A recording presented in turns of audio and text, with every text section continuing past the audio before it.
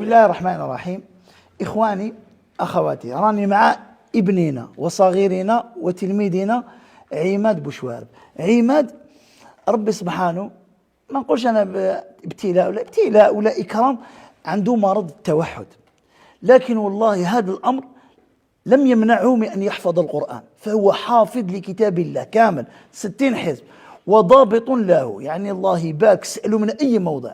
والله يعني كي جينا هنا الولايات المغنية مع جمعية القيم جزاهم الله خيرا في خدمة القرآن، شفت هذا الطالب سبحان الله، حبيت نوجه واحد الرسالة إلى الآباء والأمهات. كثير من آبائنا وأمهاتنا بالك عنده وليده عنده التوحد كذا، الحمد لله على كل حال، صح نتخذوا أسباب العلاج نجرب ولادنا، لكن أنا نصيحة، القرآن أمر عظيم جدا لمن كان له أبناء عندهم توحد وغير توحد، لكن عندهم طاقة كبيرة جدا باش يحفظوا، وهؤلاء خير مثال وخير دليل.